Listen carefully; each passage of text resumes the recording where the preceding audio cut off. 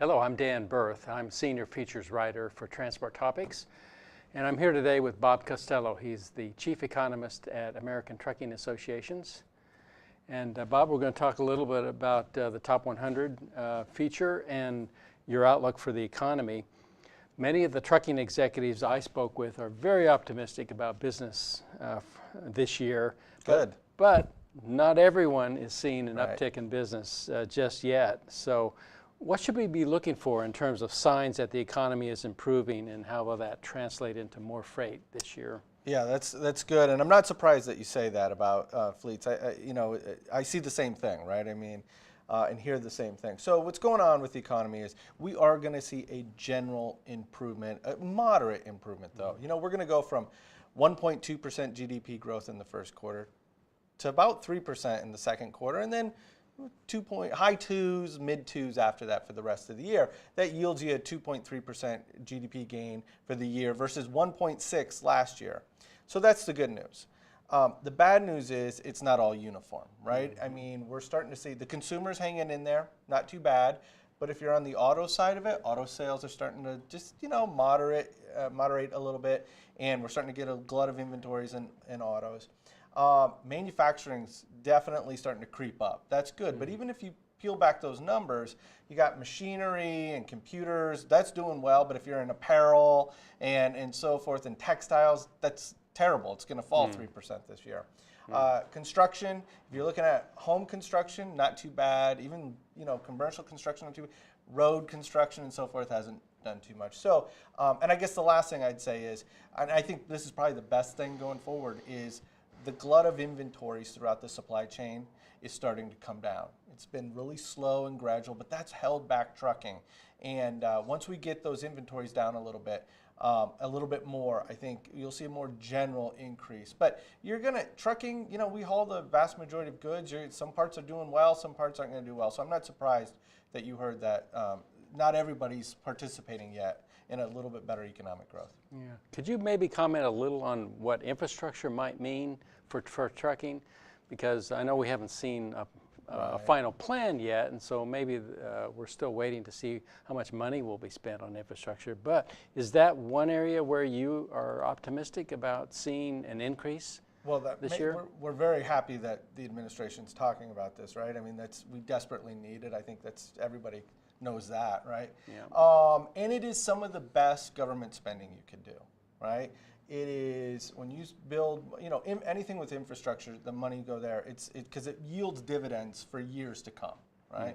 And so that's the good news. I guess we'll have to see what it looks like in the end, but I think the mere fact that we're talking about it is very much a positive for the trucking industry, and that when it gets going, will generate a lot of freight. All right. We can hope. Yeah. Now, while many executives are optimistic about growth, it's also true that they're having trouble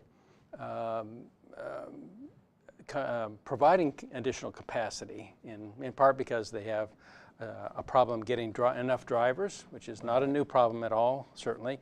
But unemployment nationwide is down to levels that I used to think was considered full employment.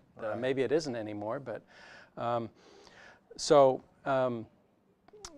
what can carriers do to meet the additional demand for freight hauling? And maybe on the same lines, are you concerned about what may happen after this year with the implementation of this new electronic logging mandate in December? Yeah, so that's a good question. So the unemployment rate is down to levels we haven't seen in 16 years, right? You are now, we've always talked about a truck driver shortage, but you are now hearing other industries that we've never really spoken about a shortage in these areas that are talking about labor shortages. So that's just going to make it more difficult for trucking companies to recruit new people into this industry. And that's going to be tough. And then you throw on top of that the electronic logging device rule, which we think needs to happen, and it's going to happen. But we do know it does skim off a little bit of productivity off the top. So that means you got to have, I don't know what the number is. 3, 4, 5, 6, 7, I don't know what it is, but somewhere in that range, percent more trucks to haul the same amount of freight. It means you need to have more drivers. So, you know, the last time we looked at the driver shortage was in late 2015. At that point, the driver shortage was about 48,000. We didn't calculate it last year, but if I had to guess, it's still difficult to recruit drivers, but if I had to guess, it was probably the same or a little bit lower as we were going through a mini freight recession, I'd call it. But that's not the long run trend. The long run trend is to get worse again. And then you throw on this competition. Another way with other industries, another way to look at it is if you go back to 2010, there were 7 to 7.5 unemployed people for every job opening. Today, there are less than 1.5 unemployed people for every job opening out there. And this is for the entire economy. So that pool of potential drivers just continues to get, constrict. And as construction booms and manufacturing picks up, we're going to have a lot more competition. So I don't know that I have an answer for the fleets exactly, what they're going to do. And I always say, it doesn't matter what you're short. If you're short bottled water, what happens to the price of bottled water? It goes up. You're short truck drivers, what happens? Their pay is going to go up. I mean, that's the natural market reaction to any shortage. So I think as a fleet, you can anticipate it to get more aggressive as we go through this year, get closer to that ELD mandate, and then beyond that, I wouldn't, unless we somehow go into a recession, which we don't see at this point, it's going to get more aggressive out there for drivers. All right. Something else that some executives are concerned about is what might change with trade policy in this country. Right. There's talk about reopening the North American Free Trade Agreement with the U.S., Canada, and Mexico. Should they be worried at this point? And is there a chance that whatever losses there might be on the trade side might be made up for with increases in domestic manufacturing? Well, let me just start off by saying I understand the concern. I mean, I was concerned too. Still am. If you go back and look how this industry has benefited from NAFTA, it's astounding to me. And this is why our president and CEO, Chris Spear, always says trucking and trade are synonymous. Okay, so if you go back, total truck transported NAFTA trade has increased 164% since 1995, with U.S. exports going to both Canada and Mexico up 153%. If you look at just Canada, it's grown 76% total trade, truck transported trade, and exports up 83% to Canada via truck. The southern border is even more impressive. Total truck transported trade up 372% since 1995. 344% increase in U.S. exports by truck to Mexico. So when you look so I recently did an analysis where we looked just at the Mexican trade via truck. We have in this industry 26,000 direct jobs from trade with Mexico, including 17,000 U.S. truck drivers, right?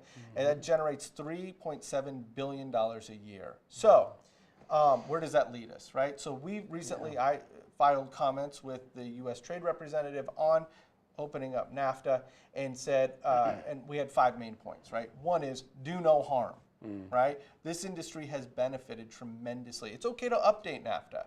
Let's not do any harm though, right? So that's one. And then there's other things like commingling of freight on the southern border. Right now you have to have one, the trailer can only have goods from one Mexican truck broker. That needs to change, right? That's outdated. Keep the NAFTA trucking provisions. Why not allow, I'm not talking about freight, but why not allow drivers from all 3 countries, within all 3 countries, to be able to haul empty trailers, right? That's what the practice is in the U.S., right? It's drop and hook. Let them pull out empty. So we think they should allow that. And then just generally, let's improve border efficiency. Now the good news is, for the people that we're worried about that you spoke with, is I do think some of the rhetoric has come down. I think it's realized that you can't just decouple this thing, right? That this is, the supply chains are set up. So if we do no harm and update NAFTA, I think it can benefit everybody, and hopefully that's the direction. It will be an aggressive timeline.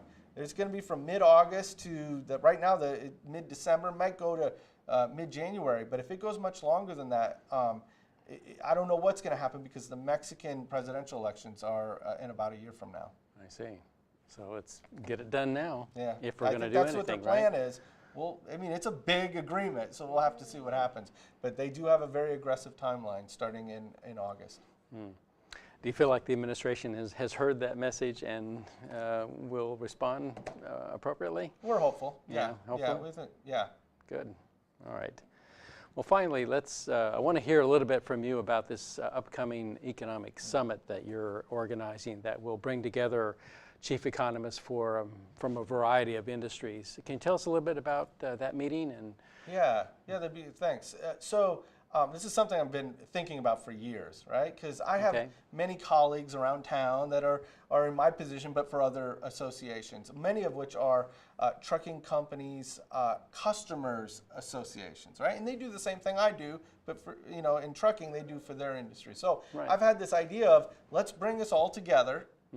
And bring motor carriers into town, and each one of them, whether that's related to autos and the consumer and beverages and industrial, manufacturing, chemicals, you name it, steel, housing, construction, let's let them tell motor carriers how their business outlook is for the fall freight season, and then generally for 2018. And then that's exactly what we're going to do on July 20th. It's open to ATA and members and non-members, motor carrier and private fleet members. Love to have them. The night before there's a reception. So I'm very excited. First time we're doing it, and I think I'm anxious to hear what they all have to say too, right? Yeah. I'm looking forward to it. It sounds quite interesting. All right, that's it for today.